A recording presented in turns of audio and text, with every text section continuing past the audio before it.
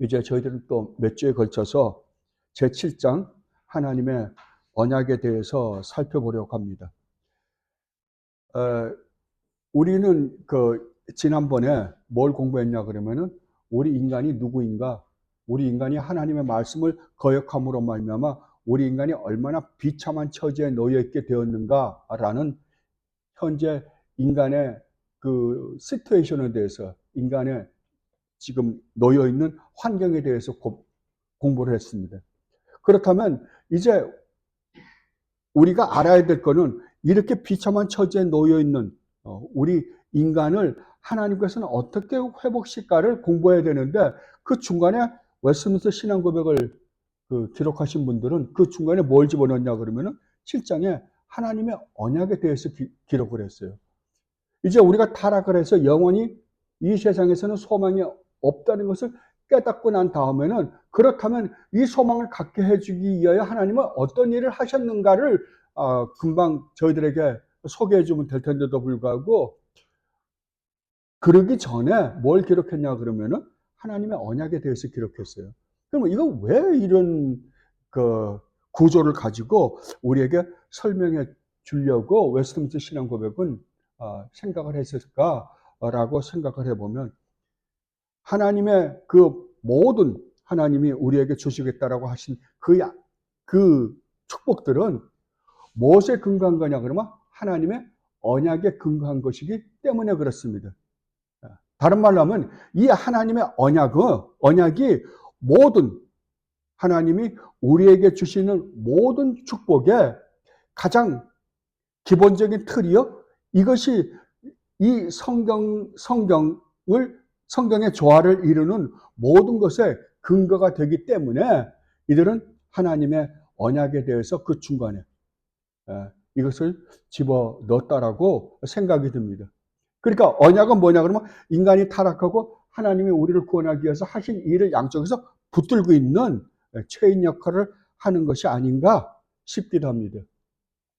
그래서 하나님의 언약에 대해서 집어넣어서 우리에게 그것을 설명해 주고, 그런 다음에 우리 주님은 누구이시며 우리 주님이 이 땅에 오셔서 하실 일이 무엇인가에 대해서 설명하고 있는 모습을 봅니다.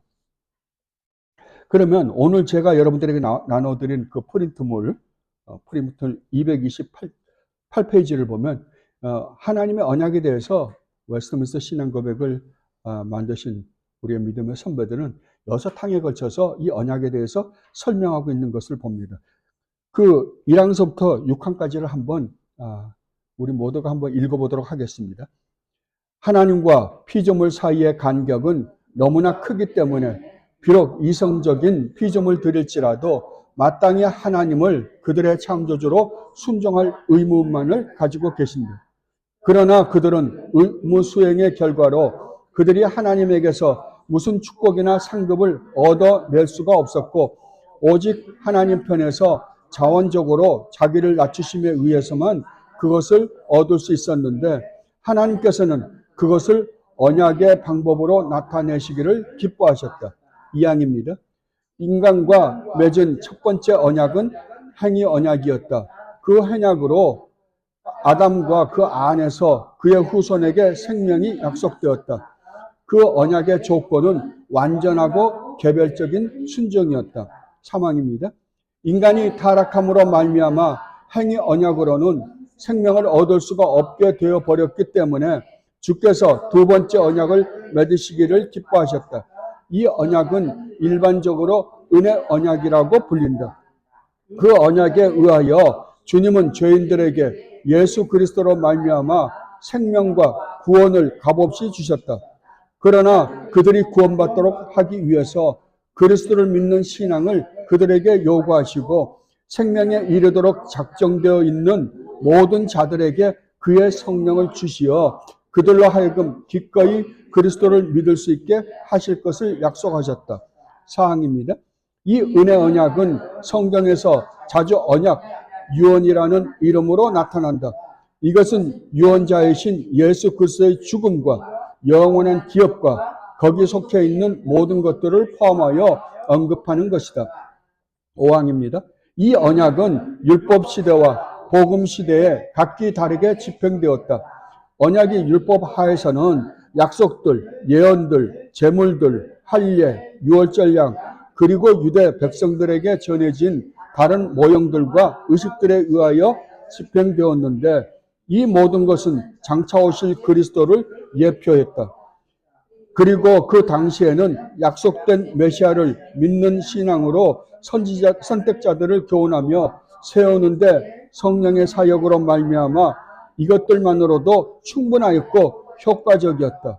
그 메시아로 말미암아 그들은 완전한 죄사함과 영원한 구원을 얻었는데 이를 구약이라고 부른다.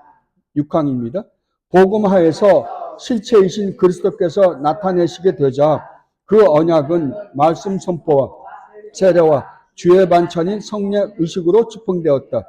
이 의식들은 수적으로는 몇 안 되어 단조롭고 그리고 외적인 화려함도 없이 집행되지만 이것들을 통해서 그 언약이 모든 민족들, 곧 유대인들이 이방인들에게 더욱 충분하고 확실하고 영적인 효과를 가지고 제시되고 있다.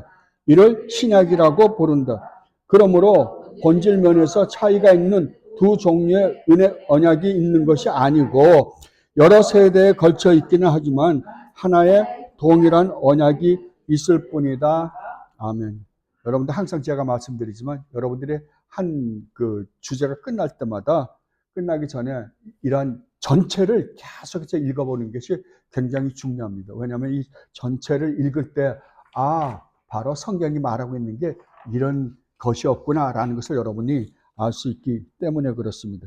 여기서 지금 웨스트민스터 신앙 고백을 만드신 우리 믿음의 선배들은 이것을 자기네들이 어떤 신학적 관점에 의해서 이게 쓴 것이 아니라요. 성경을 요약한 거예요, 이게. 성경에서 말하는 언약이라는 게 무엇인가 라고 생각했을 때 성경이 말하고 있는 것을 이렇게 논리적으로 저희에게 설명해 주고 있는 것이기 때문에 여러분들은 이것을 계속 읽고 또 읽고 여러분의 것으로 여러분의 지식으로 만드는 것이 굉장히 중요하다고 생각합니다. 그러면 오늘은 1항과 2항에 대해서 살펴보려고 합니다. 먼저 229페이지 1항입니다. 1항을 다시 한번 읽어보도록 하겠습니다. 하나님과 피조물 사이의 간격은 너무나 크기 때문에 비록 이성적인 피조물들일지라도 마땅히 하나님을 그들의 창조주로 순종할 의무만을 가지고 있다. 그러나 그들은 의무 수행의 결과로 그들이 하나님에게서 무슨 축복이나 상급을 얻어낼 수가 없었고 오직 하나님 편에서는 자원적으로 자기를 낮추심에 의해서만 그것을 얻을 수 있었는데 하나님께서는 이것을 언약의 방법으로 나타내시기를 기뻐하셨다. 아멘. 여러분이 이 1항을 여러분들이 집에서 읽고 또 읽고 또 읽고 한번 읽으시면서 한번 묵상해 보십시오. 제가 잘은 모르겠으나 제 생각이에요. 제 생각에는 웨스트민스터 이게 전체 웨스트민스터 신앙 고백이 굉장히 크잖아요. 정말 많은 정말 훌륭한 하나님의 말씀이 많이 기록되어 있습니다. 그러나 제가 보기에 웨스트민스터 신앙 고백을 전체를 한마디로 이야기하면 무엇일까?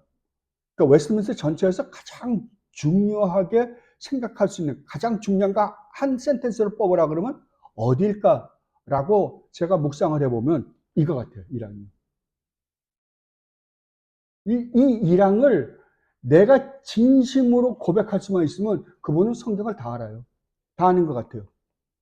오늘날 이것이 기독교 안에서 올바로 고백되지 않기 때문에 신앙 고백으로 나오지 않기 때문에 수많은 이단들과 수많은 잘못된 교리들이 생겨나게 된 거예요. 여기 보세요. 하나님과 피조물 사이의 간격은 너무나 크기 때문에 비록 이성적인 피조물들일지라도 마땅히 하나님을 그들의 창조주로 순종할 의무만을 가지고 있다.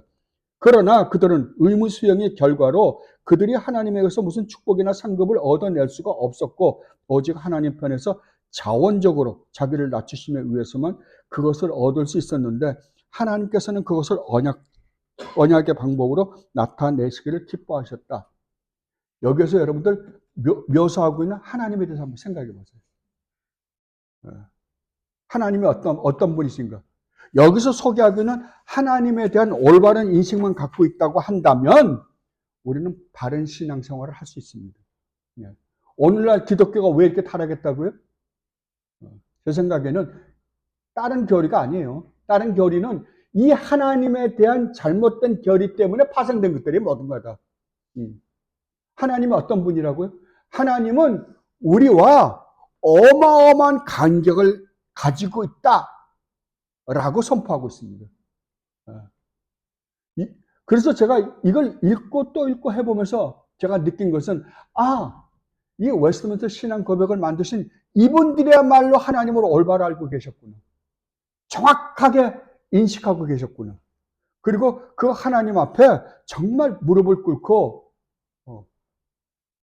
무슨 일을 그들이 신앙생활에서 무슨 일을 하든지 간에 이 하나님을 자기네들이 만난 말씀을 통해서 만난 이 하나님을 하나님으로 알았을 때 자기가 느끼게 될 문제들이요. 자기가 감당해야 될 것들.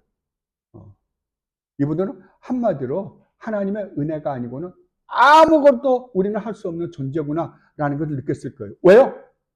하나님과 우리는 우리가 상상할 수 없는 어마어마한 격차를, 그걸 조나단 에드워드 목사님이 그렇게 말씀하셨거든요. 하나님의 탁월하심이라고. 탁월하심. 그걸 우리는 이해를 못하는 거예요. 이건 언어로 표현할 수 있는 게 아닌 것 같아요. 하나님의 이 어마어마한 광대하심, 그 크심, 이 탁월하심을 이건 그들이 정말 하나님 말씀 안에서 느꼈기 때문에 이 한 문장으로 이렇게나마 말할 수밖에 없지 않았겠는가라는 생각이 듭니다. 자, 그러면 먼저 이 1항에서요. 첫 번째, 하나님과 피조물 사이의 간격은 너무나 크기 때문에 비록 이성적인 피조물 드릴지라도 마땅히 하나님을 그들의 창조주로 순종한 의무만을 가지고 있다. 자, 하나님의 창조주세요. 하나님의 우주 만물을 창조주세요. 창조하신 창조주라고 한다면 우리는 피조물이에요. 그러면 피조된 우리가 하나님 앞에 하나님 나를 이렇게 만들어 주시면 좋지 않겠습니까? 라는 말을 할 수 있다 없다? 아무것도 없다고요. 하나님의 창조주고 우리가 피조물인 이상 우리에게 주어진 의무는 뭐밖에 없다? 순종밖에 없다고요. 그게 축복이든 축복이 아니든 상관이 없어요. 하나님의 창조주란 말은 하나님만이 절대적 주권을 가지고 계신 분이다라는 이야기예요. 근데 우리는 어떡합니까? 우리는 우리 입장에서 하나님을 판단하려고 그래요. 근데 웨스트민스터 신앙 고백을 기록하신 분들은 우리 입장에서 하나님이 누구이신가를 판단하려고 그러는 게 아니라 하나님의 입장에서 절대적 주권을 가지고 계신 하나님의 입장에서 나를 바라보고 있는 거예요. 그렇다고 한다면 우리는 하나님 앞에 뭐밖에 할 수밖에 없다고? 예, 하나님이 명령하신 것을 우리는 지켜야 되는 의무밖에 없다고요. 우리가 하나님 앞에 무엇을 요구할 수 있는 근거나 조건이 우리에게 있다 없다? 아무것도 없다고요. 그렇다면 하나님이 우리에게 너 이러이러한 걸 해라 라고 하면 우리는 할 의무만 있어요. 왜 그러한 것을 저에게 명령하십니까? 라는 이유와 근거를 우리는 달 수가 없다라고 지금 웨스트민스터 신앙 고백은 분명하게 이야기하고 있습니다. 왜요? 하나님은 하나님이시기 때문에. 하나님만이 절대적 주권을 가지고 계시기 때문에 그렇다라고 그래요. 근데 오늘날 사람들이 얼마나 많이 하나님에 대해서 하나님이 왜 이렇게 일을 하십니까? 이렇게 일을 하십니까? 왜 이런 명령을 이렇게 하십니까? 라고 따따붙합니다. 그건 하나님을 모르기 때문에 그런 이야기를 하는 거예요. 어차피. 그러나 이 하나님에 대한 올바른 인식을 가진다고 한다면 우리는 하나님 앞에서 아무 이야기도 할 수 없다니까요. 비록 그 하나님이 우리를 이 세상에서 최악의 삶을 살게 한다 하더라도 우리는 어떻게 할 수밖에 없다? 우리는 순종할 수밖에 없다고. 예. 하나님 말씀이 옳습니다. 라고. 이것을 이사야서 40장 12절로 17절에서 이렇게 묘사하고 있습니다. 누가 손바닥으로 바닷물을 헤아렸으며 뼘으로 하늘을 쟀으며 땅의 티끌을 되에 담아 보았으며 접시 저울로 산들을 막대 저울로 언덕들을 달아 보았으랴. 누가 여호와의 영을 지도하였으며 그의 모사가 되어 그를 가르쳤으랴. 그가 누구와 더불어 의논하셨으며 누가 그를 교훈하였으며 그에게 정의의 길로 가르쳤으며 지식을 가르쳤으며 통달의 도를 보여주었느냐. 보라, 그에게는 열방이 통에 한 방울 물과 같고 저울의 작은 티끌 같으며 섬들은 떠오르는 먼지 같으리니 레바논은 땔감에도 부족하겠고 그 짐승들은 번제에도 부족할 것이라. 그의 앞에는 모든 열방이 아무것도 아니라 그는 그들을 없는 것 같이 빈 것 같이 여기시느니라. 뭐라고요? 하나님 앞에서 우리의 존재라는 건 아무것도 아니라는 거예요. 티끌만도 못하다라고 그러는 거예요. 정말 그렇습니까? 이 하나님에 대한 올바른 인식이 없다면 우리는 그리스도인이 아닐지 모릅니다. 그리스도인이 여기서부터 출발하는 거예요. 그리고 두 번째는 뭐라 그러냐 그러면은 그러나 그들은 의무 수행의 결과로 그들이 하나님에게서 무슨 축복이나 상급을 얻어낼 수가 없었고. 무슨 말인가 하니 만약에 하나님이 무엇을 하라 하지 말라라고 했다고 치자고요. 그러나 그렇다고 해서 우리가 하나님이 우리에게 명령하신 그것을 우리가 다 수행했다 하더라도 우리는 그걸 행한 대가로 하나님으로부터 어떤 축복이나 상급을 요구할 수 있는 자격이 우리에게 있다? 없다는 거죠. 없다고요. 아무것도 없어요. 우리가 조금 이따가 살펴보겠지만 하나님이 그런 이야기를 했다면 그 이야기 하신 자체가 우리에게는 은혜다라고 웨스트민스터 신앙고백은 이야기하고 있는 거예요. 그게 은혜라니까요. 근데 그 은혜를 우리는 우리 기준에서 이건 은혜가 되기도 하고 여기는 은혜가 안 된다라고 평가를 하려고 그러잖아요. 그게 가능하지 않다? 가능하지 않다고요. 이미 그런 생각을 가지고 있다라고 한다면 너는 지금 성경이 말하고 있는 하나님에 대한 올바른 인식이 잘못되어 있다 그러는 거예요. 그건 성경이 말하는 하나님이 아니다 그러는 거예요. 정말 네가 하나님을 우리 주님 예수 그리스도 안에서 올바로 만났다라고 한다면 너는 이렇게 고백할 수밖에 없는 존재들이다라고 지금 웨스트민스터 신앙고백은 우리에게 가르쳐주고 있습니다. 이것을 욥기 22장 2절로 3절에서 이렇게 욥이 이야기하고 있습니다. 사람이 하나님께 무슨 유익을 끼쳐 드릴 수 있느냐? 아무리 슬그러운 사람들이라고 해도 그분께 아무런 유익을 끼쳐 드릴 수가 없다. 내가 올바르다고 하여 그것이 전능하신 분께 무슨 기쁨이 되겠으며 내 행위가 온전하다고 하여 그것이 그분께 무슨 유익이 되겠느냐? 아니 하나님께 내가 아무리 하나님 말씀에 순종했다 그래서 하나님의 영광이 없어 보탬이 되냐? 뺄셈이 되느냐? 하나님께 영광이 어떤 보탬이나 뺄셈이 된다고요? 안 된다고요. 전혀 되질 않는다고요. 하나님은 어제나 오늘이나 내일이나 항상 동일하신 분이에요. 하나님의 영광은 극치의 영광 가운데서 존재하시는 분이시고 하나님 우리가 공부했던 것처럼 하나님은 자족하시는 분이세요. 온전히 자족하시는 분이세요. 우리가 하는 어떤 행위나 어떠한 것에 하나님은 영광을 더 받으시지도 않고 덜 받으시지도 절대 않는다라고 웨스트민스터 신앙고백은 분명히 우리에게 이야기해 주고 있습니다. 그래서 세 번째로 이렇게 이야기합니다. 오직 하나님 편에서 자원적으로 자기를 낮추심에 의해서만 그것을 얻을 수 있는다. 그렇다면 하나님으로부터 우리가 어떤 축복이나 어떠한 상급을 받는 것은 우리가 그 어떠한 행위나 그 무엇을 했기 때문에 받는 게 아니라 하나님이 그냥 우리에게 허락해 주신 것이다 라는 이야기예요. 그냥 다른 말로 하면 이게 다른 말로 하면 어떤 의미예요? 예, 우리에게 주어지는 모든 것은 하나님의 은혜로 말미암은 것이다 라는 이야기입니다. 그렇다면 그렇다면 우리 입장에서 보면 우리가 하나님 말씀을 온전히 순종했어요.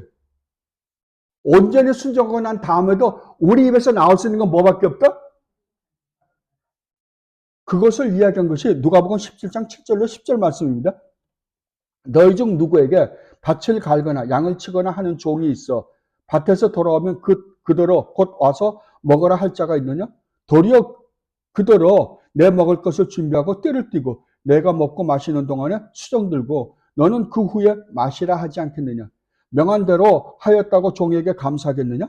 이와 같이 너희도 명령받은 것을 다 행한 후에 이르기를 우리는 무익한 종이라 우리가 하여야 할 일을 한 것뿐이라 할지니라. 자, 어느 집안이 있어요? 주인이 있고 종이 있습니다. 근데 종이 밖에 나가서 뭐 주인의 농장에서 죽을 내기도 하루 종일 일했어요. 근데 죽을 내기도 이제 해가 넘어가서 일 마치고 이제 집에 돌아왔는데 주인이 뭐라고 하면 야, 밥 차려 그런다는 거예요. 아니 배도 고파 죽겠는데 밥을 좀 먹여주면 어때요? 근데 밥 차려 그런다는 거예요. 그러고서 그러니까 가서 밥을 차려야지 당연히요. 밥을 차려서 주인상에 밥상을 드렸어요. 근데 주인이 자기가 먹으면 야 너도 가서 먹어라 그런 게 아니라 주인이 먹을 때까지 가만히 있는 거예요. 다 먹은 다음에 상 치워. 그리고 가서 밥 먹어라. 이게 우리 생각에는 어떻습니까? 말이 안 된다고 생각하죠. 그런데 뭐라 그런다? 종이 가서 예, 저는 무익한 종입니다. 나는 내가 할 일을 했을 뿐입니다. 이렇게 고백한다니까. 이게 누구 고백이라고요? 하나님이 누구신가를 올바로 아는 사람들의 진정한 고백이 이것이다 라고 이야기합니다. 여러분들 이제 우리가 지금 복음서를 공부하고 있잖아요. 복음서에서 우리 주님이 믿음이 큰 자여 라고 칭찬해준 믿음이 딱 두 사람이 있습니다. 누군지 아십니까? 하나는 백부장이에요. 둘 다가 이방인입니다. 하나는 백부장이에요. 백부장이 뭐라 그럽니까? 자기 백부장의 집에 있는 어떤 하인이 하나 병이 들었어요. 그래서 주님 보고 주님 우리 집에 일하는 하인이 하나 병이 들었는데 주님 오셔서 좀 고쳐주십시오. 주님이 그래 내가 가서 고쳐줄게 라고 주님이 오는 도중에 백부장이 뭐라고 고백하냐 그러면은 주님 제가 주님이 우리 집에 오는 걸 감당치 못하겠습니다. 주님 말씀만 하옵소서. 저도 군대 백부장이잖아요. 저도 부하를 거느리고 있는 군인입니다. 그래서 이 사람 보고 이 부하 보고 이래 해라 저런 일을 해라. 그러면 그들이 당연하게 그 일을 합니다. 주님 명령만 하옵소서. 그러면 그렇게 될 줄로 믿습니다. 저는 우리 집에 들어오는 걸 감당치 못하겠습니다. 라고 말씀을 하십니다. 근데 주님 뭐라 그래? 내가 이스라엘에 이만한 믿음을 본 적이 없다 그래요. 그러면 그가 가지고 믿음이 뭐예요? 하나님에 대한 인식이었어요. 주님에 대한 올바른 인식이었어요. 주님이 어떠한 분인가를 이스라엘 사람들, 그렇게 메시아를 기다렸던 이스라엘 사람들은 아무도 몰랐는데 오직 누구만 알았다고요? 이 백부장은 알고 있었던 거예요. 주님이 어떤 분인가? 주님은 하나님이세요. 하나님이 어떻게 죄인인 우리 집에 오는 걸 내가 감당할 수 있겠냐고요? 없습니다. 주님에 대한 올바른 인식을 고백한 거잖아요. 그러면 우리가 가지고 있는 올바른 믿음을 고백할 때에는 뭐가 전제가 되어야 된다? 하나님이 누구이신가가 정확하게 전제가 되어야 된다고요. 또 한 사람은 누군지 압니까? 스로베니게 여인이에요. 스로베니게 여인이 주님, 저희 딸이 지금 죽게 되었습니다. 와서 좀 고쳐주십시오. 제자들이 저거 너무 소리치니까 주님 한 말씀해서 보내십시오. 주님이 그래요. 야, 내가 자식에게 줄 떡을 이방인에게 주지 않겠다. 그러니까 뭐라고 치냐 그러면 자식에게 줄 떡을 개에게는 주지 않는다. 그러니까 수로보니 여인을 뭘로 취급한 거예요? 개처럼 취급한 거예요. 그랬더니 수로보니 여인이 뭐라 그럽니까? 개들도 주인상에서 떨어지는 부스러기를 먹습니다. 그러니까 주님이 누구이신가를 정확하게 이야기하면 그 앞에 나라는 존재, 죄인인 타락한 우리 인간의 존재가 어떤 존재인지에 대한 인식을 정확하게 알고 있을 때니까 수로보니게 여인이 주님 뭐라 그럽니까? 전 이스라엘을 통틀어서 이만한 믿음을 내가 본 적이 없다고. 딱 두 사람입니다. 주님께 진짜 칭찬을 받은 거예요. 그러니까 신앙이라는 것은 하나님이 누구이신가를 올바로 알기 전에는 절대로 바른 신앙을 가질 수가 없습니다. 그럼에도 불구하고 오늘날은 하나님이 어떠한 하나님이냐 그러면 나에게 축복을 주는 하나님이에요. 축복을 주지 않는 하나님이라면 나에게는 의미 없다가 오늘날 종교를 가지고 있는 사람들, 특히 기독교 안에서 예수를 믿는다라고 고백하는 사람들의 특징이 그거예요. 그러니까 자기는 하나님으로부터 사랑을 받을 만한 자격이나 조건이 있다고 하는 사람들이에요. 몽땅. 그러니까 출발점이 다르죠.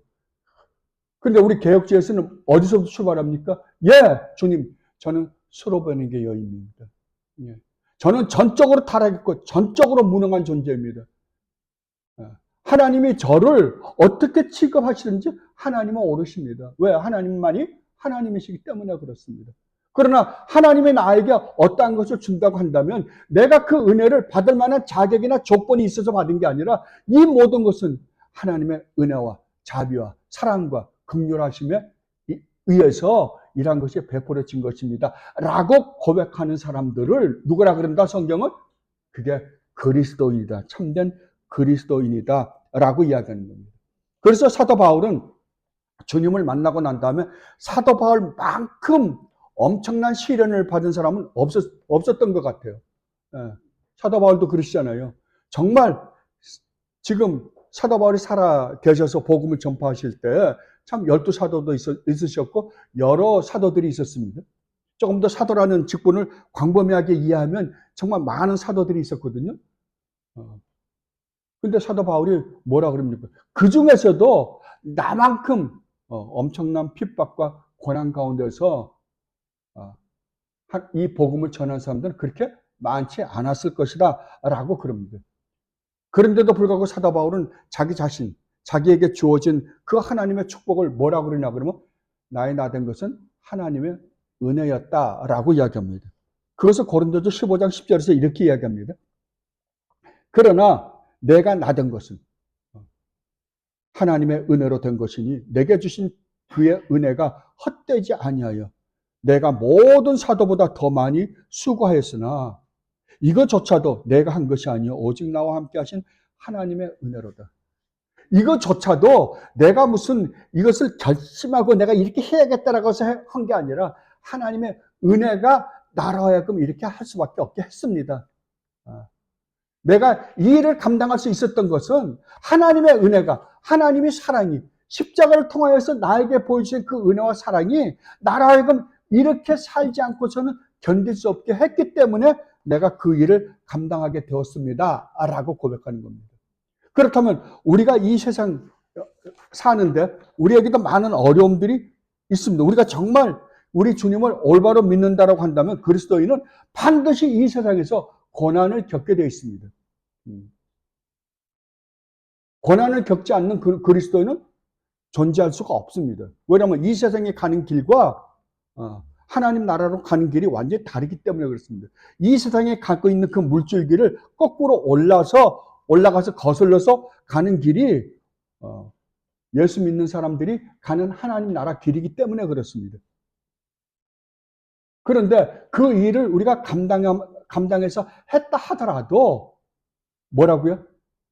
하나님의 은혜가 없이는 아니 되었던 것입니다. 내가 이 일을 감당할 수 있었던 것은 내가 결심을 했기 때문에 이를 악물고 이것과 싸웠기 때문이 아니라 하나님이 저에게 베푸신 그 은혜로 말미암아 제가 이 일을 감당하게 되었습니다. 라고 이야기하는 거예요.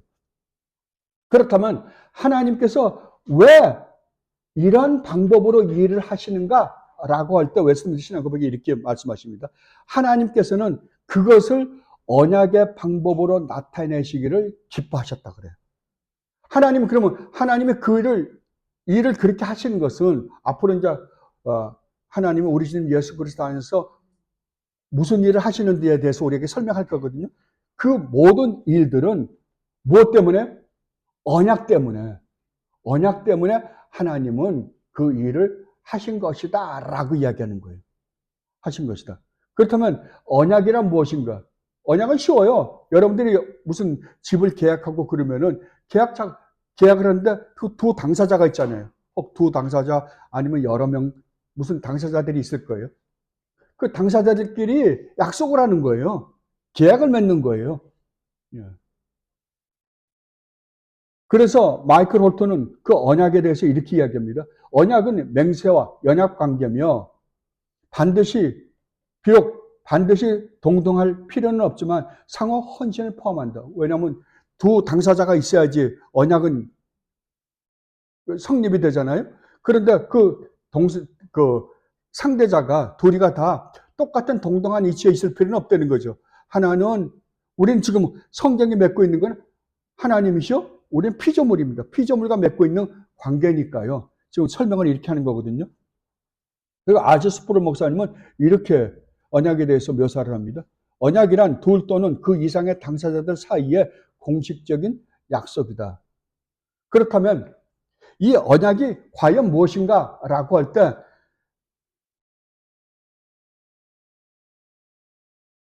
그 참고해 보면 언약은 성경의 중요한 교리가 아니라고. 교리 중에 하나입니다. 그러나 이것은 교리가 아니라 성경의 중요 교리들을 하나로 묶어주는 구조의 틀을 형성해주는 아주 중요한 것이다. 다른 말로 하면 성경의 중요한 주제들을 결합시켜주는 구조, 버팀목과 기둥이다. 그러니까 이 언약이라는 건 뭐냐? 하나님이 왜 이게 언약으로 일을 하시는가라고 할 때 하나님이 일하시는 모든 것은 언약적 틀을 갖고 구조를 갖고 있다는 거예요. 그러니까 이거를 하나의 어떤 그 교리로 형성하기보다는 성경 전체를, 다른 말로 하면 성경 전체의 일관성과 통일성을 하나로 묶어주는 역할을 하는 게 뭐다? 언약이라는 거죠. 언약. 그러니까 모든 것을 하나님이 하시는 모든 일은 언약을 떠나서는 일을 하신다 안 하신다? 안 하신다는 거예요. 안 하신다는 거예요. 그렇다면 하나님은 왜 이렇게 언약을 가지고 우리와 일하시는가라고 할 때 마이클 홀튼 교수님이 이렇게 말씀하십니다. 하나님의 실존 자체가 언약적이시기 때문이다 라고 이야기합니다. 뭐라고요? 하나님은 존재 자체가 언약적이래요. 이게 무슨 말일까요? 자, 우리는 이미 다 아는 것처럼 하나님은 한 분이시지만 세 인격적인 존재가 있다는 걸 우리는 알고 있습니다. 성부 하나님, 성자 하나님, 성령 하나님. 그러면 성부 하나님, 성자 하나님, 성령 하나님이 영원전부터 영원히 함께 어우러서 살고 계시는 거잖아요. 살고 계시는데 이 살고 계시는 이 관계, 이분들이 인격적인 관계를 가지고 서로 살아가는 그 존재 방식이 뭐라고요? 언약이라고요. 이것은 우리에게도 똑같습니다. 여러분이 이 세상에 살고 있습니다. 이 세상에 살고 있는데 여러분은 이 세상의 모든 사람들과 이 세상의 모든 것과 언약적 관계를 가지고 있습니다. 자, 여러분들이 한국이라는 나라에 지금 살고 있습니다. 한국에 살고 있으면 한국에 수많은 사람들이 살고 있죠.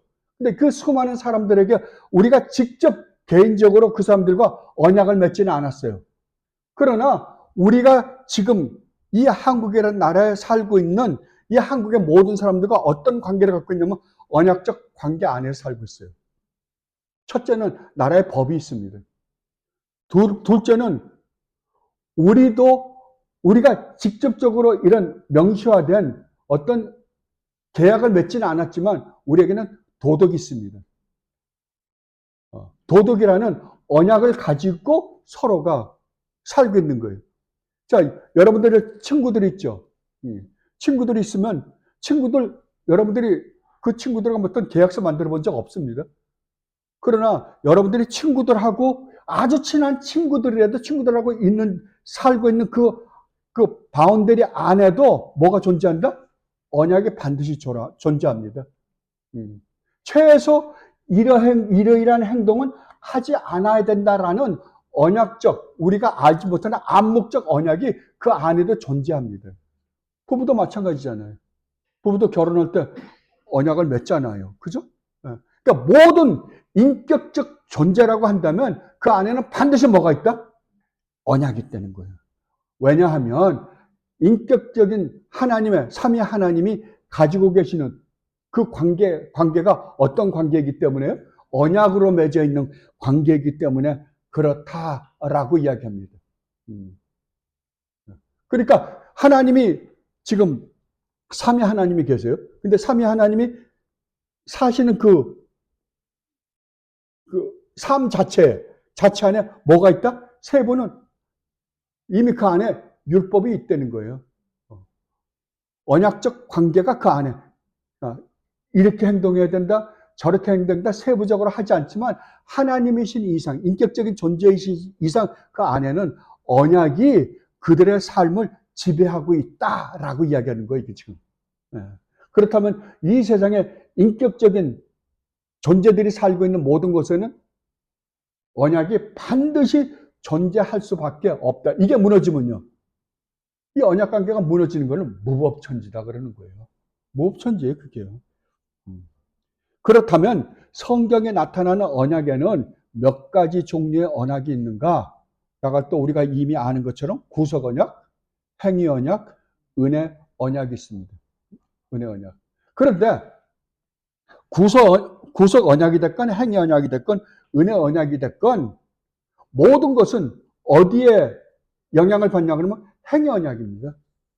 행위 언약. 우리는 우리의 구원을 어떻게 받았습니까? 라고 하면 은혜 언약 때문에 구원을 받았습니다. 라고 이해를 해요. 아닙니다. 우리의 구원은 행위 언약이 아니고는 구원을 받을 수가 없습니다. 하나님이 우리 인간과 처음에 언약을 맺었잖아요. 아담과 하와가. 맺은 언약이 뭐예요? 행위 언약이에요. 그러면 하나님은 끝까지요. 행위 언약으로만 우리 구원합니다. 행위 언약이 아니고는 절대 구원할 수가 없어요. 왜요? 하나님이 그 방법으로 하시겠다고 처음에 하고 아담과 하나님이 언약을 맺으셨기 때문에 그래요. 그러면 우리는 행위 언약으로는 절대 구원받을 수 없는데요? 없죠. 우리는 없죠.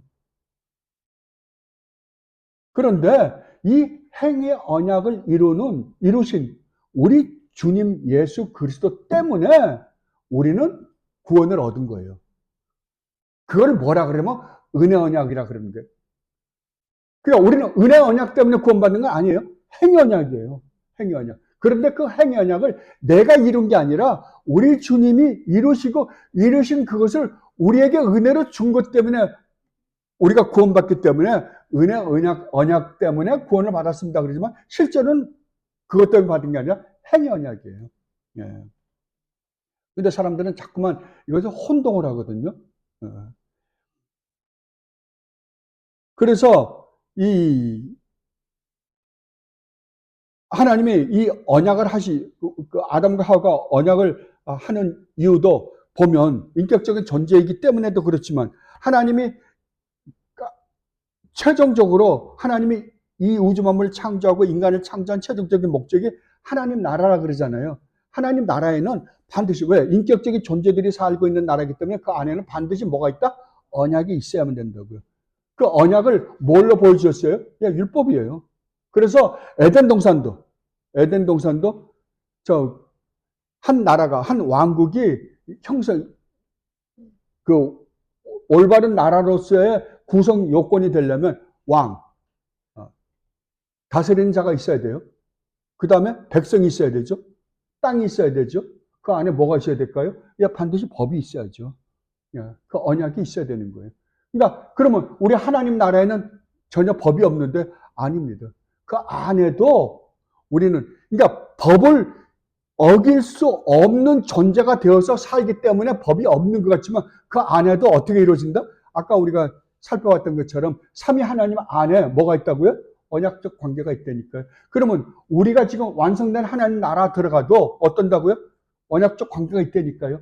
그 안에도 우리가 암묵적으로 갖고 있는 하나님 말씀에 순종해야만 하는 언약이 있다니까요. 법이 있어요. 그런데 현재 에덴 동산이나 우리가 살고 있는 이 땅이나 나중에 하나님 나라의 다른 점은 딱 하나밖에 없어요. 에덴 동산은 하나님이 죄가 없는 상태로 창조했지만 죄를 지을 수 있는 존재예요. 그러나 지금 우리가 살고 있는 이 세상은 타락에서 하나님의 저주를 받을 수밖에 없는 존재예요.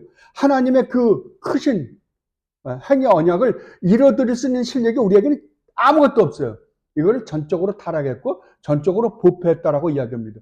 그러나 하나님 나라 가면 그 언약이 없어지는 게 아니라 그 언약 안에 사는 우리가 온전히 거룩하고 온전히 의롭고 온전히 선한 존재가 되기 때문에 더 이상 죄를 지을래요? 지을 수 없는 존재가 되는 거예요.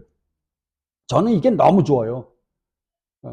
여러분 정말 성경이 말하고 있는 그 축복을 한번 묵상해 보세요. 아까 우리가 찬양한 것처럼 하나님 나라를 묵상해 보세요. 하나님 나라예요. 그런데 그 나라에 사는 하나님의 백성들이 온전히 하나님을 닮아요, 이제는. 온전히 거룩하고, 온전히 의롭고, 온전히 선한 존재가 되어서 죄를 지을래야 죄가 생각도 안 나고, 전혀 죄를 지을 수 없는 존재로서의 나를 한번 생각해 보라고요. 우리가 지금 이 세상에 살면서 근심, 걱정, 두려움, 불안, 초조하는 건 뭐예요? 그러한 생각들이 우리에게 들기 때문이잖아요. 이 세상의 것을 볼 때, 이거 왜 이래? 이거 왜 이래? 이거 왜 이래? 그리고 우리가 거기에 대한 반응으로 이런저런 근심, 걱정, 두려움이 생기는 거거든요. 근데 그 나라에는 전혀 근심, 걱정, 두려움 같은 생각이 전혀 나지 않는 거예요. 전혀 나지 않는 거예요. 어떤 분들은 그렇게 말씀하시더라고요. 아니, 하나님 나라 가면 정말, 그게 정말 재밌을까? 익사이링한 게 없을 거라고 생각하잖아요. 근데 한번 생각해 보세요. 재밌는 일이 없을 거라고 생각해요. 그런데 우리가 온전히 거룩하고 의롭고 선한 존재가 되었다면 우리는 주님이 영원전부터 삼위 하나님이 계시면서 온전히 기쁘고 즐겁고 행복하고 온전히 자족했던 것처럼 우리가 그런 상태에 들어간다고 한번 생각해 보세요. 하나님을 배우는 것이 너무 기쁘고 우리 형제 자매들과 노는 게 정말 기쁘고 즐겁고 행복한데 그거 밖에는 나오질 않는데 뭐가 재미없을 시간이 어디 있어요. 재미있는 일밖에 없는데. 우리가 그런 시간, 그런 세계를 한 번도 맛보지 못했으니까 그런데 성경이 지금 우리에게 약속하고 있는 것을 묵상해 보면요. 그 나라는 정말 어떻게 하지를 못할 거예요. 너무 기쁘고 즐거워서. 정말 하나님을 찬양할 수밖에 없고 우리 형제 자매들을 볼 때마다 얼마나 기쁘겠어요. 근데 그것을 우리에게 그 축복을 이 땅에서 온전히는 아니지만 가끔가다라도 조금씩이라도 맛보고 즐기고 누리게 해주고 싶어서 하나님 우리에게 만들어준 기관이 뭔지 압니까? 그게 교회예요. 유일하게 그 하나님 나라에서 누리게 될 그 축복을 유일하게 조금이나 맛볼 수 있게 해준 기관이 교회라니까요. 근데 우리는 교회를 완전히 그냥 주일날 한 번, 그 다음에 무슨, 어느 모임 때 그냥 왔다 갔다 하는 어떤 기관처럼 생각해요. 아니에요. 우리가 뭐 이미 여러 번 공부했으니까 여러분도 아시는 거겠지만 교회는 건물이 아니잖아요. 교회는 뭐다? 하나님의 은혜로 구원받은 하나님 백성들의 모임이라고 한다면 그 모임이 어떤 모임이라고요? 예, 하나님 나라에서 누리게 되는 모임이라니까요. 예. 그곳에만 참 하나님으로부터 오는 참 기쁨과 행복과 평안과 안식이 거기 때니까요. 그렇다면 거기에 니꺼 내꺼가 있어요? 없습니다요. 없다고요. 그래서 우리가 처음에 초대교회가 형성이 되고 사도행전이 시작되었을 때 그때 우리 믿음의 선배들이 누렸던 것이 초대교회 성도들이 누렸던 것이 뭐라고요? 그 교회 하나님 나라 안에 들어와 있는 하나님의 백성들의 모습이 어떠한지를 우리에게 보여주는 게 5장, 6장, 사도행전 5장, 6장의 논증들이에요, 그게요. 그때 삽비라와 아나니아가 어떻게 죽었어요? 그 안에 세상 것이 들어오니까 침범에 들어오려고 그러니까 처단한 거예요. 하나님. 교회가 어떠한 곳인가를 정확히 우리에게 인식시켜 주기 위해서 그러한 일들이 벌어졌거든요. 그렇다고 한다면 정말 우리가 구원받은 하나님의 백성이요, 참 하나님의 백성인 교회 안에, 하나님이 우리에게 허락하신 교회 안에 있다고 한다면 우리는 정말 서로가 서로를 돌아보아 정말 서로 사랑 가운데서 이루어져야 하는 곳이 참 교회입니다. 근데 오늘날 교회는 완전히 각각 한번 와서 만나고 헤어지는 곳이 교회라고 생각을 해요. 천만의 말씀입니다. 그러니까 교회가 제 모습을 띠지 못하는 거예요. 그리고 이 양에서 이렇게 기록하고 있습니다. 인간과 맺은 첫 번째 언약은 어떤 언약이었다? 행위 언약이었다. 그 행위 언약으로 아담과 그 안에서 그의 후손에게 생명이 약속되었다. 그 언약의 조건은 완전하고 개별적인 순종이었다. 행위 언약은 뭐예요? 행위 언약은 네가 이렇게 하면 내가 너에게 축복을 줄 것이고 네가 이렇게 하지 않으면 너는 그에 상응한 벌을 받게 될 것이다 라는 언약이에요. 그렇다면 하나님이 행위 언약의 성경적 근거는 처음에 우리가 창세기를 읽어보면 알잖아요. 하나님이 아담과 언약을 맺으셨을 때, 야 아담아, 네가 동산 중앙에 있는 모든 나무는 네가 마음대로 먹어라. 동산에 있는 모든 나무의 열매는 네가 먹되 동산 중앙에 두 나무가 있는데 하나는 생명나무와 하나는 선과 악을 알게 하는 나무가 있는데 선과 악을 알게 하는 나무의 열매는 먹지 말라. 그거를 먹는 날에는, 다른 말로 하면 내가 너에게 명령한 이 율법을 네가 거절한다고 한다면 너는 거기에 상응한 벌을 받게 될 것이다 라고 말씀을 했습니다. 이게 뭐라고요? 행위 언약이라고요.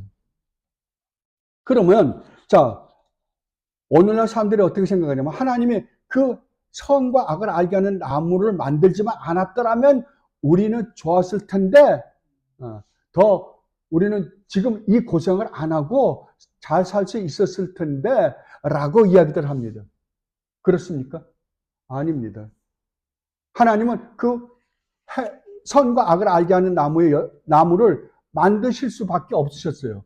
왜냐하면 하나님 나라라는 공동체 안에는 반드시 언약이 있어야만 될 뿐만 아니라 하나님은 그것을 줌으로 말미암아 우리를 처음에 하나님이 창조하셨던 죄가 없는 상태의 아담의 그 의로운 아담의 상황에서 더 엄청난 고급한 하나님이 가지고 계신 그 의로 발전시키셔서 영원히 하나님과 함께 살게 해주고 싶은 하나님의 은혜 때문이었어요. 그러니까 하나님이 우리에게 허락하신 그 행위 언약은 우리로 하여금 네가 잘못하면 내 명령을 거역하면 너 죽어가 아니라 우리를 더 고급한 존재로 만들어서 정말 하나님과 함께 영원히 누리게 해주고 싶은 하나님의 그 아름다운 은혜 가운데서 그 은혜를 누리게 해주기 위해서 하나님이 우리에게 그 행위 언약을 허락하셨던 거예요. 그런데 어떻게 된 거예요? 우리가 어겼습니다.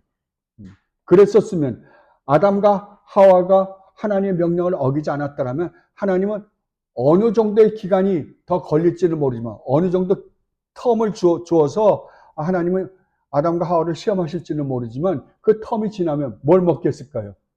생명나무 열매를 먹게 했겠죠. 그러면 우리에게는 이제 죽음이라는 건 없는 거예요. 다른 말로 하면 정말 우리에게는 더 이상 우리로 하여금 타락해 하는 것은 우리에게 없는 거예요. 다른 말로 하면 완성된 하나님 나라에서 우리가 누리게 될 그 영원한 축복을 우리는 영원히 누리며 살 수 있는 존재가 되게 했을 거예요. 그러니까 행위 언약은 하나님이 우리에게 네가 잘못하면 혼난다라고 해서 주시는 게 아니라 우리에게 더 고급한 축복을 우리에게 허락해 주시기 위해서. 이게 천사들에게도 준 게 아니에요. 천사들에게도 이걸 안 줬습니다. 유일하게 누구에게만요? 우리에게만요. 우리 인간에게만. 천사들도 인격적인 존재잖아요. 그래서 하나님이 그들에게 율법을 주실 수밖에 없으셨어요. 그러나 그들이 율법을 지켰다고 해서, 지켜서 지금 하나님 존전에서 산다고 하더라도 그들에게는 하나님일 뿐이에요. 하나님을 아버지라고 부르지 못해요, 그들은요. 그러나 우리에게 주신 축복은 다르다니까요. 우리에게 주신 축복은 천사들이 누리는 것과는 다르게 하나님을 영원히 아버지라고 부르며 하나님과 함께 살 수 있는 존재가 되게 하시기 위해서 하나님은 어떻게 했다? 예, 우리와 언약 맺기를 기뻐하셨다라고 이야기를 합니다. 그렇다면 행위 언약의 특징은 뭔가? 232페이지입니다. 첫째, 창조주신 하나님께서 스스로 낮추시어 피조물이 인간과 계약을 맺으신 것이다. 아까도 이야기했지만 하나님께서 우리와 어떤 언약을 맺으신다고 한다면 그 언약 자체는 아니 무엇이 되었든지 간에 그 모든 것은 뭐라고요? 은혜라고요. 은혜예요.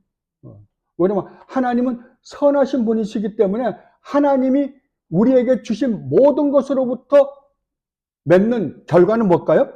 은혜예요. 그래서 하나님이 그렇게 말씀하시잖아요. 사도 바울을 통하여 말씀하시기를 하나님을 사랑하는 자, 하나님의 뜻대로 부르심을 입은 자들에게는 이 세상에서 일어나는 모든 언약적 이 관계, 이것은 다 합력하여, 이 세상에 일어나는 모든 일은 다 합력하여 결국 선을 이루기 위해서 그렇다라고 이야기를 하십니다. 그리고 두 번째로 언약으로 말미암아 하나님과 인간 관계가 창조자와 피조물과의 일방적인 주종 관계가 아니라 인격적인 사귐의 관계가 되게 하시기 위하여 그렇다. 아까 말씀드렸던 것처럼 인격적인 관계들 안에서는 뭐가 반드시 필요하다? 언약이 필요하다는 거죠. 언약이 없으면 어떻게 돼요? 야, 이 세상은 무법천지가 되고 마는 거예요. 세 번째로 모든 언약은 본질적으로 하나님의 주권적인 은혜에 기초한다. 왜? 왜냐하면 그것이 궁극적으로는 선을 이루는 것이기 때문에 그렇다는 거죠. 그리고 네 번째로 하나님 앞에서 신실한 순종이 요구된다는 점에서 모든 언약은 동일하다. 그렇죠? 그리고 다섯 번째로 행위 언약에 나타나는 하나님의 뜻은 인간이 하나님 말씀에 순종함으로 영원한 생명을 누리는 것이었다. 결국 하나님께서 우리에게 영원한 생명을 주어서 선을 이루기 위해서 선한 존재가 되어서 하나님 앞에 하나님을 아버지라고 부르며 영원히 살게 해 주시기 위해서 하나님께서는 행위 언약을 우리에게 허락하셨다라고 이야기를 합니다. 그래서 행위 언약의 요소들을 보면 언약의 당사자들이 있죠. 그러니까 아담과 하나님이 맺으신 언약의 두 당사자는 한 분은 하나님이시요. 두 번째 당사자는 아담입니다. 그 약속의 내용은 행위 언약에 있어 하나님께서 인간에게 주신 약속의 내용은 생명이었어요. 왜냐하면 그것이 정말 우리로 하여금 영원한 생명으로 인도하는 것이기 때문에 그렇습니다. 언약의 조건은요, 순종이죠. 여러분 이거 굉장히 중요합니다.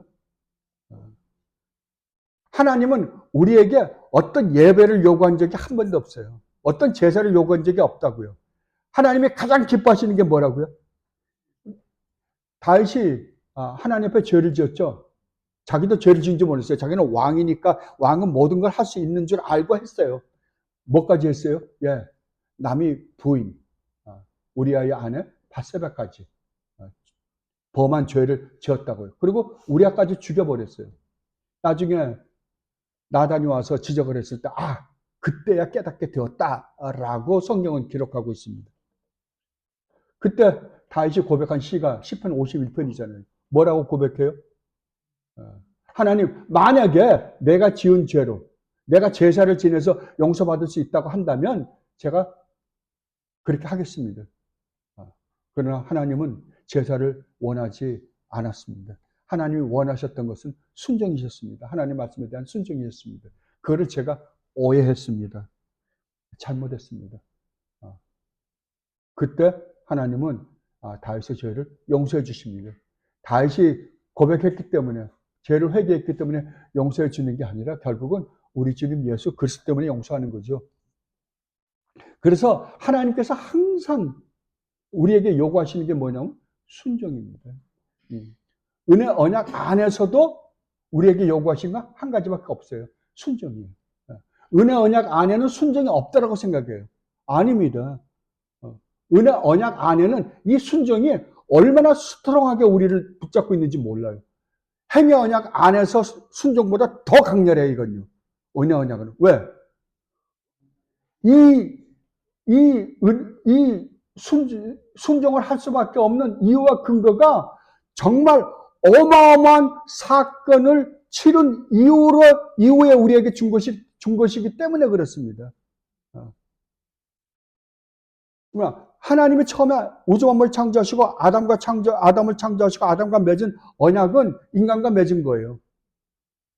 그러나 이제 은혜 언약 안에서 우리와 맺은 언약은 그 정도가 아니잖아요. 누구를 희생시킨 거예요?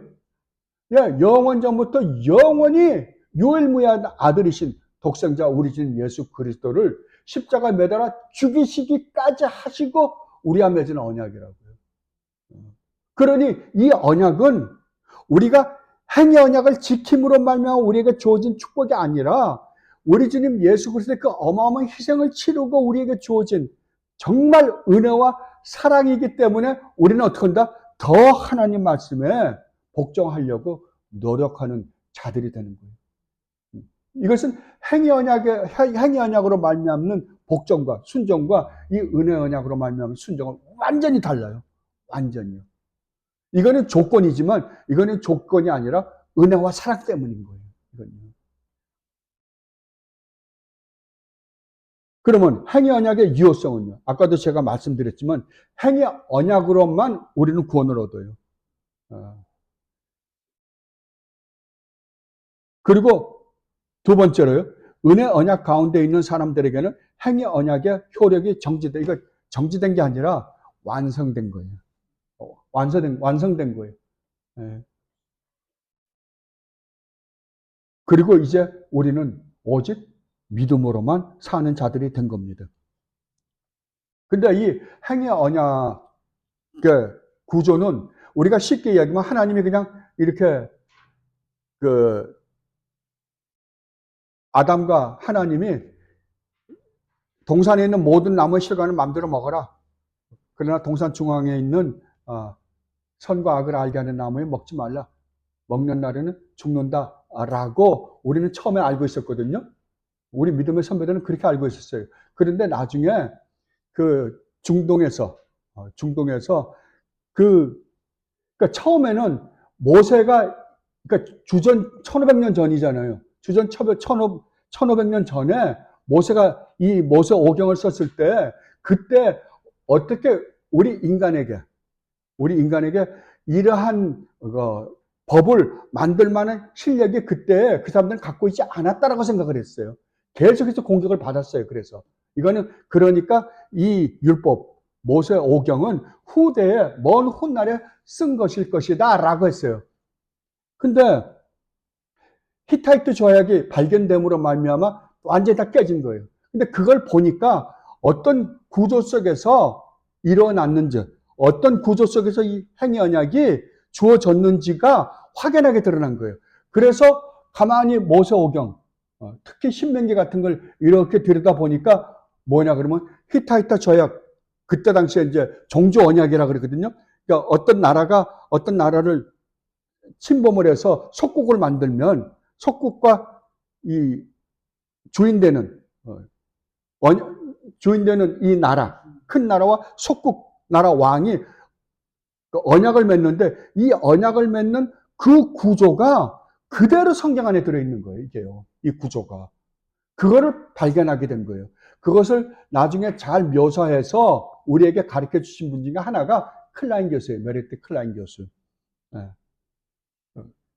그래서 여러분들 보면 이제 이것을 알고 보면 처음에는 칼빈이나 이분들이 종교 개혁을 일으킬 때만 해도 이분들이 여기까지는 몰랐습니다. 청교도들도 몰랐고요. 근데 근대에 들어와서 고고하게 발달하고 그러한 옛날 것들이 발굴되면서 알게 된 건데. 자, 그러니까 하나님과 아담이 처음에 계약을 맺을 때도 하나님은 주인이시잖아요. 하나님이 주인이고 이건 속국이에요. 하나님 주인이신 하나님 나라에 전 우주의 왕이신 하나님과 속국 왕인 아담이 둘이 언약을 맺는 관계를 가지고 설명한 것이 동산 중앙에 있는 나무의 열매를 먹지 말라, 선과 악을 알게 하는 나무 열매를 먹지 말라라고 한마디를 한 건데 그 구조를 보면 그게 단순하게 그 한마디로 이루어진 게 아니라는 게 밝혀지게 된 거죠. 그러니까 뭐냐 그러면 처음에 이 주인의 왕과 큰 나라 왕과 속국의 왕이 언약을 맺는데 제일 처음에 한 게 뭐냐 그러면 이게 그 종주로 있는 그 나라의 왕이 어떠한 분인가에 대해서 이야기를 합니다. 그리고 이분이 이 속국을 자기가 정복한 나라 속국에 대해서 어떤 일을 했는지에 대한 이야기를 하는 거예요. 그리고 그 다음에 그리고 네가 나하고 이런 언약을 맺는데 너는 이러이러한 조항을 지켜라. 이걸 지키면 내가 너를 계속해서 보호해주고 너를 지켜주겠지만 네가 나한테 안 하면 그렇게 하지 않으면 너는 그에 상응한 벌을 받게 될 것이다. 라고 이야기를 하고 그리고 그 다음에 그 종주국 왕과 속국 왕이 인장을 찍고 표시를 해놓는 그러한 관계 속에서 일어나고 있는 것을 봅니다.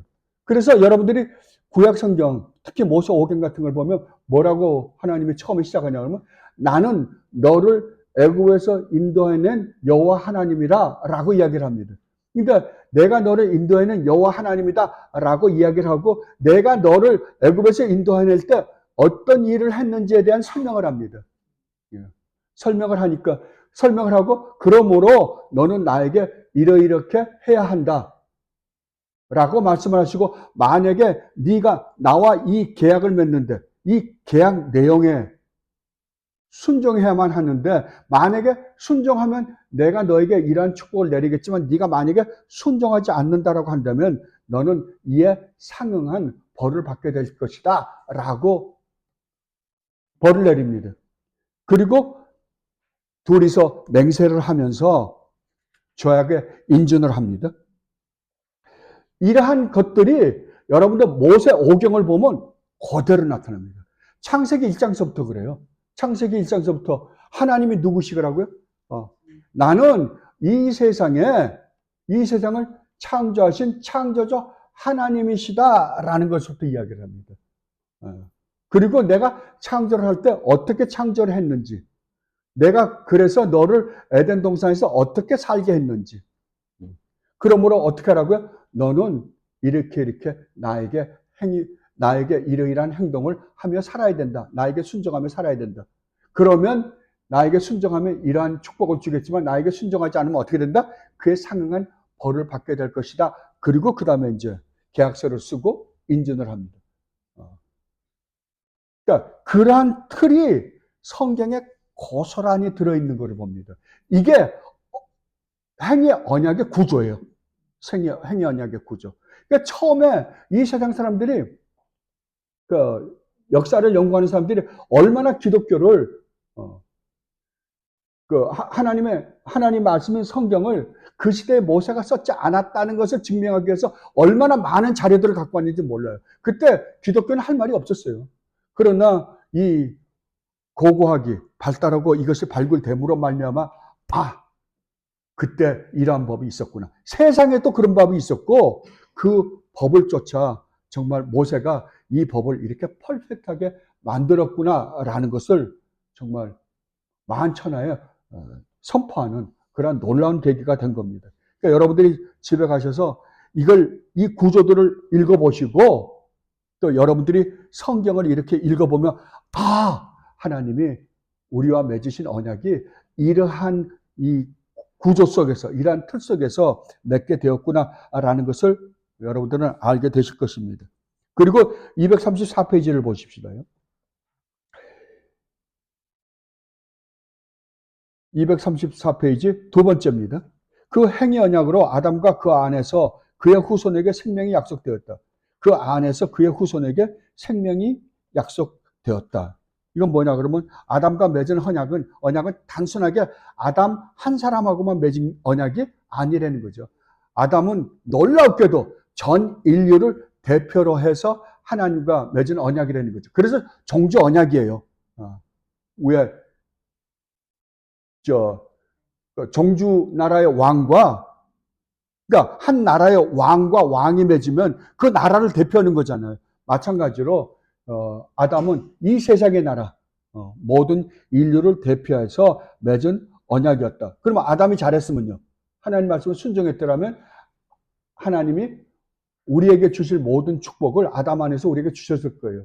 그럼 아담이 실패하면요, 그에 상응한 벌을 우리가 받게 되겠죠. 그런데 안타깝게도 아담은 실패하고 말았습니다. 그런데 그 언약의 조건은 뭐라고요? 완전하고 개별적인 순종이었다. 그래서 율법은 1.1획도 땅에 떨어지지 않습니다. 그러니까 어떤 사람은 나는 예를 들어서 한 500개 율법이 있다 치면 나는 499개를 나는 지켰어. 그러면 하나를 안 지키면 어떻게 되느냐? 그것도 하나도 안 지키는 것과 똑같은 효력을 가진다라는 게 성경의 논증입니다. 모든 율법을 다 지키다가 하나만 지키지 않아도 너는 그에 상응한 벌을 반드시 받게 될 것이다. 이게 율법이에요. 우리도 마찬가지예요. 이 세상의 법도 마찬가지인 게 뭐냐 그러면 우리나라에서 지금 우리와 맺은 언약, 율법이 엄청나게 많거든요. 굉장히 많습니다. 그런데 이번 교통법규만 해도 얼마나 많아요. 수백 가지가 될 거 아니에요. 그런데 그 중에 다른 거 다 지켰어요. 근데 가다가 스톱 사인 하나 안 지키면 다른 건 너 다 잘 지켰는데 요거 하나만 안 지켰으니까 그래, 요거 봐줄게. 이러지 않는다니까요. 아무리 조그마한 법 하나를 안 지켰다 하더라도 그 법을 안 지킨 것에 대한 상응한 벌은 어떻게 한다? 반드시 받는다. 그게 이 세상 법이잖아요. 하나님 나라 법도 똑같은 거예요. 온전히 순종해야 돼요. 그렇다면 우리가 하나님 나라 법을 온전히 순종해야 되는데 그 하나님 나라 법의 기준은 우리 기준이 아닙니다. 이게 세상 사람들이 착각하고 있는 거예요. 우리는 우리 기준에 맞춰서, 그러니까 하나님의 율법을 주셨어요. 그러면 율법을 우리가 받았어요. 그러면 그 율법의 기준이 누구에게 있냐 그러면 하나님께 있어요. 우리에게 있지 않아요. 근데 우리는 잠깐 무슨 생각을 하냐면 하나님이 그 율법을 우리에게 주셨으니까 그 율법을 해석하는 것은 우리에게 있다고 생각하는 거예요. 아니에요. 그것에 대한 착각을 한 사람이 누구냐 그러면은 유대인들이었어요. 유대인들은 하나님이 율법을 주신 것을 딱 받았는데 그러면 간음하지 말라. 그러면 어디까지가 간음이고 어디까지가 간음을 하지 않는 건가? 도둑질 하지 말라. 그러면은 도둑질 하지 말라는 법이 어디까지 내가 남의 물건을 탐하면 도둑질이고 또 어디까지가 도둑질이 아닌가? 부모를 공경하라. 그러니까 여러 가지 법들인데 부모를 공경하라라는 것도 카트라인이 어디인지가 불분명했단 말이에요. 그러니까 뭐라 그러냐고 어떻게 생각했냐 그러면 그러면 간음하지 말라라고 하는 것은 성경을 가만히 들여다보니까 아니 부인들이 많이 있었어요. 과거에. 그러니까 처녀를 건드리면 처녀하고 어떤 관계를 가지면 그것은 내가 데리고 살면 되니까 그건 간음이 아니겠구나.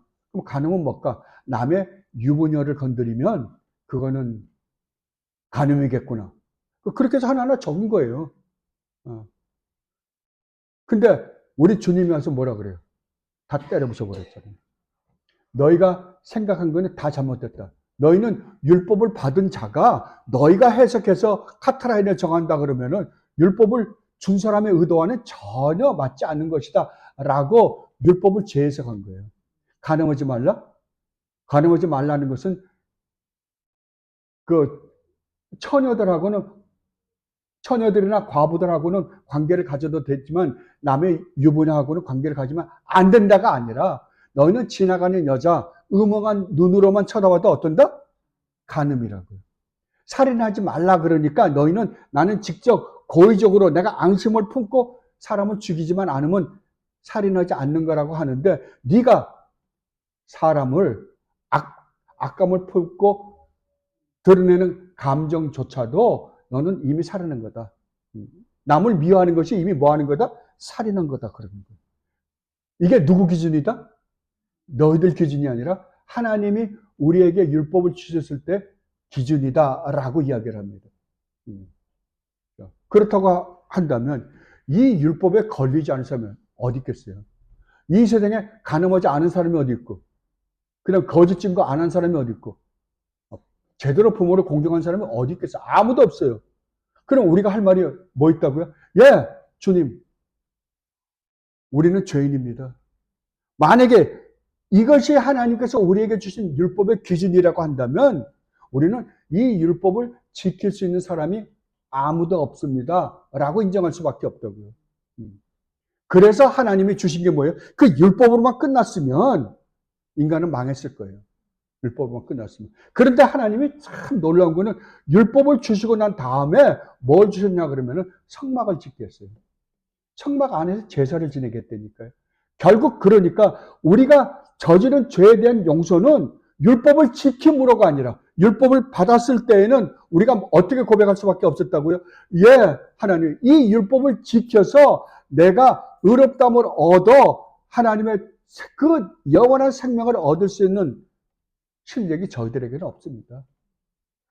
우리는 죄인입니다. 나를 불쌍히 여기소서라는 말밖에는 할 말이 없다니까요.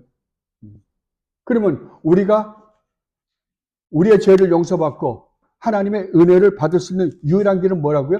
예, 제사 지내는 거예요. 제사 지내는 거. 그래서 하나님께서는 제사를 지내게 하심으로 말미암아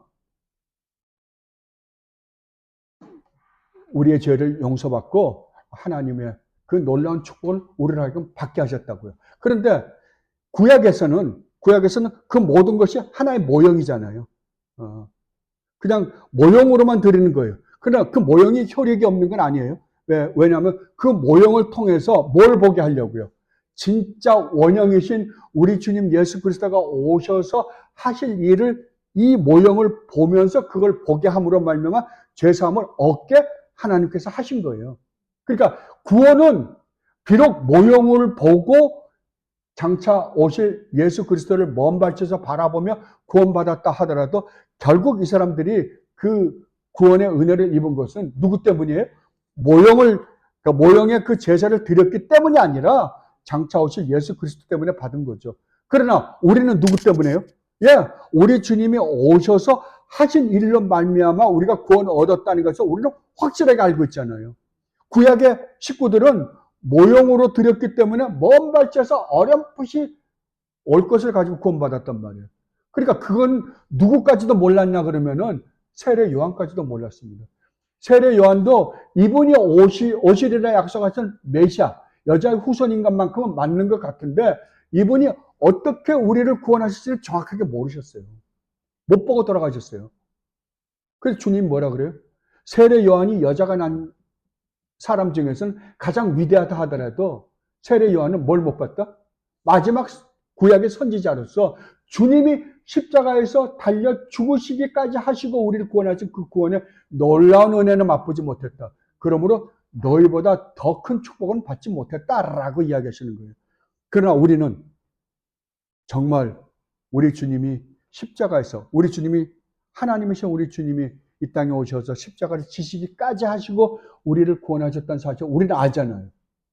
그렇다면 이 세상에서 가장 축복을 받은 사람이 누구겠어요? 우리들이죠. 구약의 그 수많은 게라선 같은 믿음의 선배들, 아브라함, 이삭, 야곱, 노아, 다윗, 이사야, 수없는 우리 믿음의 선진들이 있다 하더라도 우리보다 더 축복을 받은 사람은 없다고요. 왜? 우리가 어떻게 해서 구원받았는지를 정확하게 알고 있기 때문에 그렇습니다. 그렇다면 누구 믿음이 더 좋아야 돼요? 당연히 우리 믿음이 더 좋아야죠. 그럼에도 불구하고 우리가 구약을 보면서 아브라함을 닮자, 이삭을 닮자, 야곱을 닮자, 다윗을 닮자 그러면 말이 됩니까? 예. 그러고 있다니까. 요셉이 가지고 있는 요셉이 꿈을 가지고 있었다. 우리도 꿈을 갖자. 이건 그러니까 정말 이건 성경을 모르는 사람들이 하는 이야기죠. 절대 있을 수 없는 일들을 그들은 말하고 있는 거예요. 그러니까 구약에 그 수많은 게라선 같은 인물이 나온다 하더라도 우리가 그들을 본받은 게 아니라 히브리서 기자의 논증이라고 한다면 그들이 우리 때문에 구원받았다니까요. 그들이 우리를 부러워하고 있다니까요. 정말 여러분들이 제가 여러분들에게 드린 이 핸드아웃을 읽고 또 읽고 하셔가지고 정말 하나님께서 우리에게 주시고자 했던 그 축복, 비록 우리는 잃어버렸지만 그것마저도 또 하나님이 회복시켜 주시게 하여 이 언약을 맺으신 것이 얼마나 큰 은혜요 축복인가를 여러분 깨닫고 진심으로 주님을 사랑하면서 하는 여러분들이 되시기를 바랍니다. 기도하겠습니다. 아버지 하나님 감사합니다. 그렇습니다. 아버지는 언약의 하나님이십니다. 우리와 언약을 맺으신 것이 처음에 아담과 맺은 언약을 저희들 바라보면서 그 언약만 맺지 않았다라고 한다면 우린 정말 편했을 텐데 라는 생각도 해 보았습니다. 그러나 지금 아버지의 말씀을 저희들이 상고할 때마다 다시 한번 느끼는 것은 만약 그것이 아니었더라면 우리가 어떻게 이런 큰 축복을 누릴 수 있었을까라는 생각이 듭니다. 아버지 정말 죄송합니다. 이 모든 것이 우리 주님 예수 그리스도 안에서 저희들에게 주신 이 놀라운 축복을 저희들에게 허락해 주기 위하여 주시는 하나의 과정인데 저희들은 그것으로 말미암아 저희들이 지금 이 고통을 받고 있다라고 생각함으로 말미암아 아버지를 원망할 때도 있었습니다. 아버지, 저희들의 잘못을 용서하여 주셨고 정말 이 모든 것이 얼마나 아버지의 크신 은혜와 사랑으로 말미암는 결과였는지를 저희들 묵상하면서 진심으로 아버지께서 저희들 우리 주님 예수 그리스도 안에서 허락하신 그 놀라운 축복을 매일매일 묵상하며 아버지께 감사와 찬양과 영광과 존귀를 돌리면서 하는 주님의 귀한 백성들이 되게 하여 주시옵소서. 감사하며 우리 주님 예수 그리스도 이름으로 기도드립나이다. 아멘.